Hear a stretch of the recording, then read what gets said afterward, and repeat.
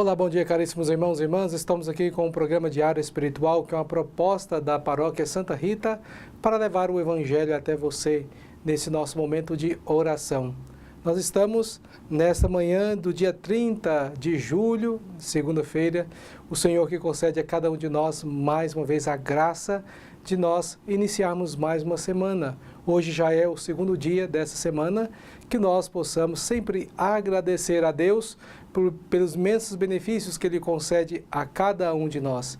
E pedimos que você fique conosco para que você possa assim rezar e ser evangelizado. Pedimos também que você compartilhe esse vídeo, que você possa falar dele para outras pessoas, que você também possa ser um evangelizador aí na sua casa, onde quer que você esteja. Então vamos, nesse primeiro momento do nosso programa, conhecer a vida de mais um santo.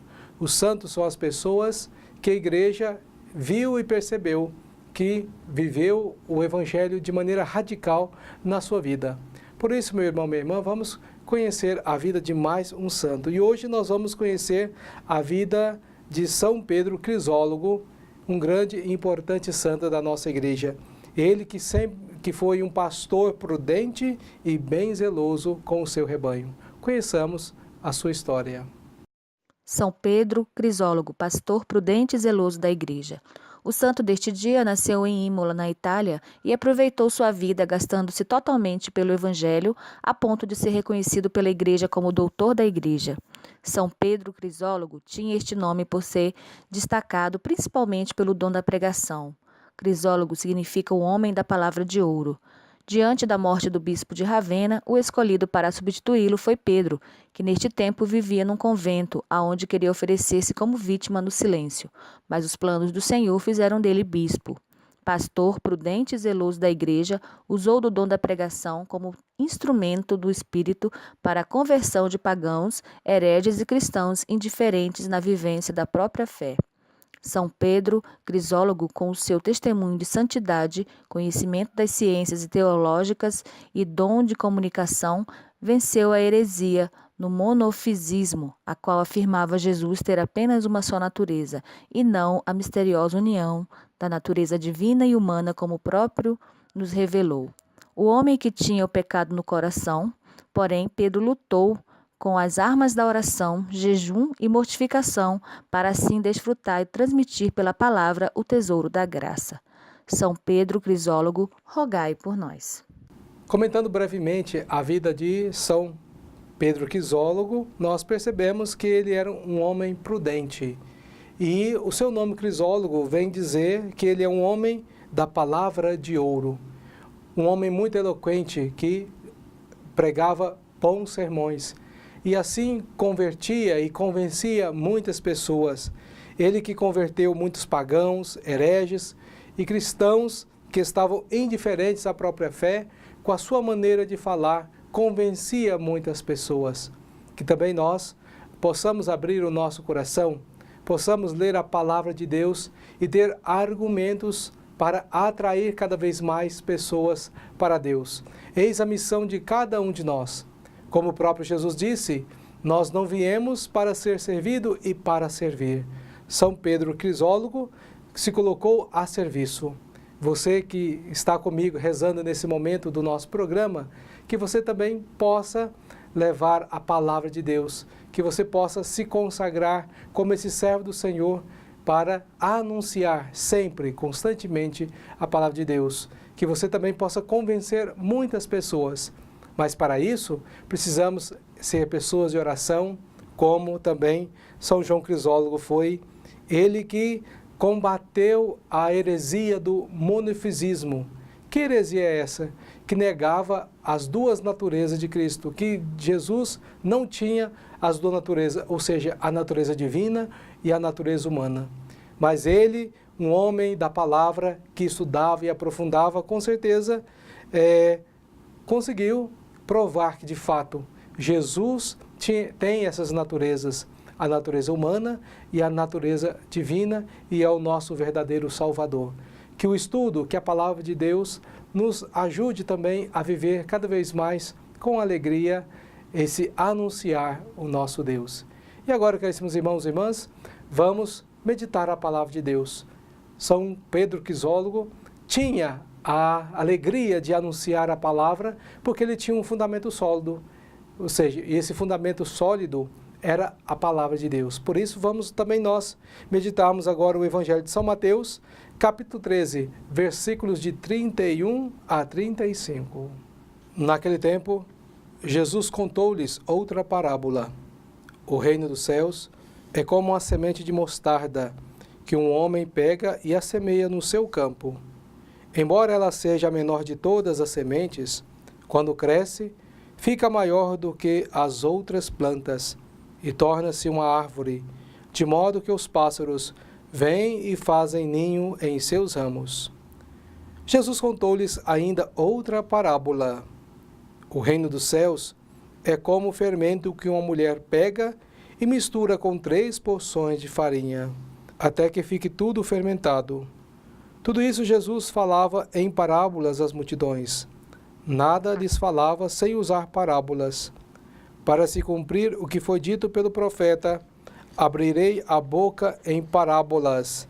Vou proclamar coisas escondidas desde a criação do mundo. Palavra da salvação, glória a vós, Senhor. E agora eu convido você para meditarmos essa palavra que acabamos de ouvir aqui agora no nosso programa do Evangelho de São Mateus, capítulo 13. Durante toda essa semana nós vamos meditar o capítulo 13, no qual Jesus vai contar as suas parábolas, vai comparar o reino de Deus com as realidades desse mundo, porque compreendendo as realidades desse mundo, fazendo essa comparação, fica mais fácil da gente entender as realidades do reino do céu. Então Jesus, sempre, em alguns momentos, ele vai usar essas parábolas. E hoje nós vemos duas parábolas no Evangelho de hoje. A primeira é a do grão de mostarda, que é uma pequena semente mas depois que planta, ela se torna uma grande árvore. A outra parábola é a do fermento, que a mulher pega esse fermento, coloca na massa e ali se mistura, e essa mistura fica tão intensa que realmente não conseguimos mais separar o que é farinha, o que é também fermento. O que essa parábola quer ensinar a cada um de nós? Que comparação é essa que Jesus está querendo fazer com essas duas realidades, essas duas histórias que ele contou para nós hoje? Então Jesus está querendo dizer que o reino dos céus, ele vem bem de mansinho, ou seja, ele começa bem pequenininho na vida de cada um de nós. O reino dos céus não vem grandioso, não vem com barulho, não vem assim impetuoso, mas ele vai crescendo aos poucos. Assim como a semente de mostarda é tão pequenininha e que muitas das vezes quem não olhar com muito carinho, quem não tiver um olho da fé para aquela árvore, para aquela semente, o que vai acontecer? Vai desprezar, vai descartar, vai jogar fora. Mas nós somos chamados a ser homens e mulheres de fé. Olhando para aquela pequena semente, nós somos chamados a perceber já que ali, em potência, já tem uma grandiosa árvore, onde os passarinhos vêm e fazem seus ninhos sobre os seus ramos. Também o reino dos céus é comparado com aquele fermento que a mulher mistura na massa. E o fermento ali, ele é necessário naquela massa, porque se ele não estivesse ali, aquela massa não cresceria. Ou seja, o reino dos céus também ele é importante na vida de cada um de nós, para nos transformar, para que sejamos pessoas cada vez melhores. Por isso, meus irmãos e minhas irmãs, precisamos perceber, ter olhos da fé bem abertos para perceber essa realidade. Porque se a gente fica com um olhar muito olhando para a realidade desse mundo, para a realidade desta vida, a gente não consegue perceber aquilo que é eterno. Se muitas das vezes nós ficamos tão preocupados apenas com o trabalho, com a nossa vida social, com as correrias do dia a dia, não tendo tempo para rezar, não tendo tempo para Deus, essa visão das coisas celestes, nós vamos perdendo aos poucos. Por isso, a palavra de Deus hoje nos chama, porque o reino dos céus, Ele está já no meio de cada um de nós, porém, numa simplicidade, numa pequenez, e se a gente der abertura de coração, se a gente planta essa semente, que é tão pequenininha do reino dos céus no nosso coração, e cultivarmos, ele vai crescendo aos poucos e vai nos conduzindo cada vez mais à salvação. Como é que eu vou regar? Como é que eu vou cuidar para que essa semente possa crescer? Através da oração, da prática da caridade, participando da vida de comunidade, rezando, fazendo adorações. São os meios que Deus deu a cada um de nós para assim crescermos juntos com o reino dos céus que o Senhor promete a cada um de nós. Louvado seja o nosso Senhor Jesus Cristo, para sempre seja louvado. Irmãos e irmãs, dando sequência ao nosso programa, vamos agora nesse momento fazer a nossa oração de consagração a Santa Rita, para que ela interceda a Deus e Deus olhe para nós de maneira generosa e ajude a cada um de nós a fazer esse reino de Deus crescer nas nossas vidas, na nossa família e também na nossa comunidade e sociedade. Rezemos com fé essa oração. Oremos. Ó poderosa Santa Rita, a quem Deus constituiu auxiliadora dos cristãos, nós vos escolhemos como senhora e protetora desta cidade, desta família, dessa região. Dignai-vos mostrar aqui o vosso poderoso auxílio. Preservai esta casa, cidade, região, de todo o perigo, do incêndio, da inundação, dos raios, da tempestade, dos ladrões, dos malfeitores, da guerra e de todas as outras calamidades que conheceis. Abençoai e protegei, defendei e guardai como coisa vossa as pessoas que vivem nesta casa, cidade ou região. Sobretudo, concedei-lhes a graça mais importante, a amizade com Deus, evitando o pecado.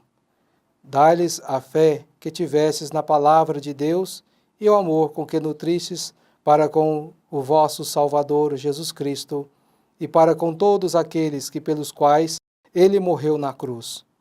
Gloriosa Santa Rita, rogai por todos que moram nesta casa, cidade, região, que vos foi consagrada. Amém.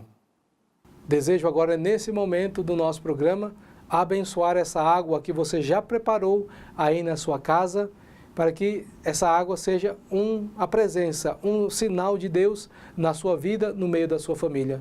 Por isso, eu peço que você, se for necessário, se tiver muito barulho aí na sua casa, que você possa desligar outros aparelhos que estão talvez te incomodando, que você possa, nesse momento, fazer uma parada e acompanhar esse momento de bênção, que com certeza você vai sentir a presença do Deus vivo e verdadeiro aí junto com você e no meio da sua família. Rezemos, acompanhe com fé esta oração de bênção da água.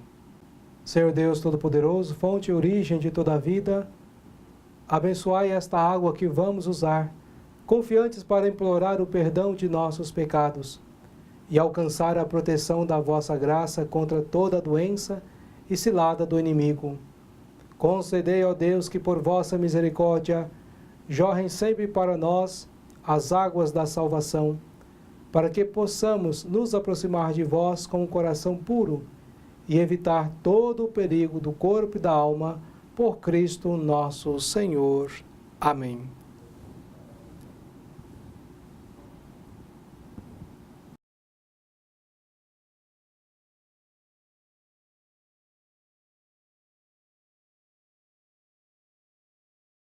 Avisos da comunidade. Amanhã, terça-feira, terço com as mulheres na Matriz, às 18h50.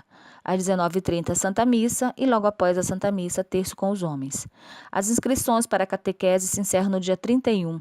Para adultos, a primeira etapa da Crisma, para as sementinhas de 4 a 5 anos. Interessado procurar a Secretaria Paroquial. No dia 26 de agosto, teremos preparação para pais e padrinhos para batismo. Inicia-se com a Santa Missa e termina às 11h45. O sacramento do batismo será no mesmo dia, na missa, às 19h30.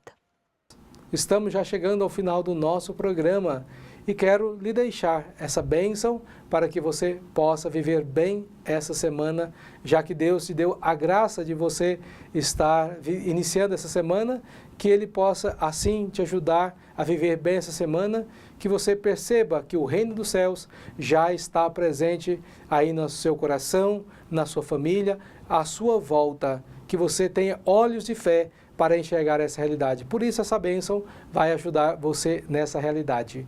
O Senhor esteja convosco, Ele está no meio de nós. Abençoe-vos o Deus Todo-Poderoso, Pai, Filho e Espírito Santo. Amém. Fique na paz de Cristo, um forte abraço e até amanhã com mais um programa Diário Espiritual.